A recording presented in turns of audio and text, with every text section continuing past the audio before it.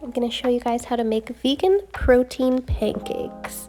They are so delicious and easy to make. So we're going to start with 1 cup of oat flour or any gluten-free flour that you have in the house.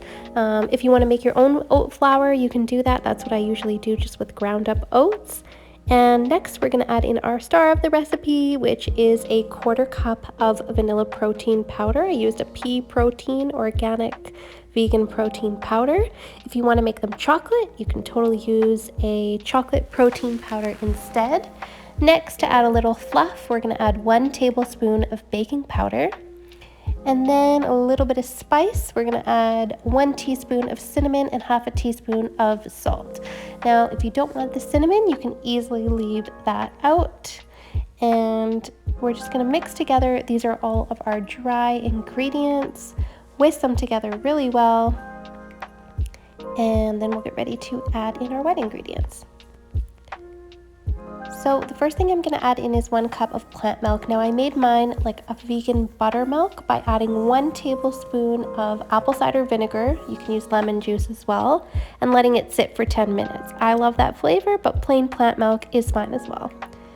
And next I'm going to add in my vegan egg. So I made a flax egg, which is 1 tablespoon of ground flax mixed with 3 tablespoons of cold water. I usually let that sit in the fridge for about 5 minutes just to thicken up before I use it. You could also use a chia egg, a banana egg, any kind of vegan egg substitute that you like or that you have in the house. And now I'm going to mix together all my ingredients just gently with the whisk. With pancakes, it's totally fine if they're a little lumpy, but you do want all those ingredients merged together.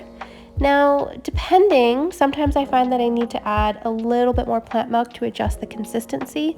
In this case, I found my batter was just a little too thick, so I added a little more plant milk, up to 1/4 more of plant milk. You can slowly add it in.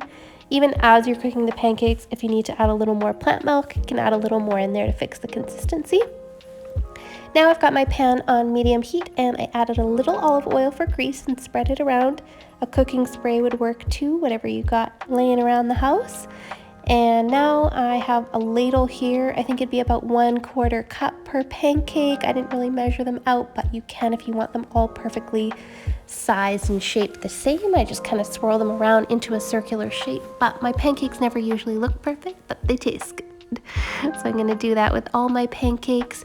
You can add stuff into your pancakes, your blueberries, chocolate chips, whatever you want, bananas, while they're cooking, or you can make that for a topping on top. I decided to add some blueberries in my pancakes. I didn't mix it in the batter because I wanted to make blueberry and I also wanted to make chocolate chip. So I added them directly into the pancakes and flipped those. Slow-mo flip on that pancake and nailed it. Okay, now I'm gonna add in my unsweetened, actually I think they were semi-sweetened, vegan chocolate chips to have those delicious chocolate chippy pancakes. You can see along the edge there, that's when they're ready to flip. You see those bubbles and you see how it's firming up along the edges of the pancake. Just give that a little shimmy and that is golden, beautiful brown, ready to be flipped. And watch me do a major fail on this pancake in slow-mo. Oh no! There it goes. Okay, now you can plate them and add your favorite toppings. I kept it simple and added vegan butter and maple syrup, but you can add chia jam, you can add any kind of berry topping, whatever you like on your pancakes. Add that on there and enjoy these delicious, healthy, vegan protein pancakes.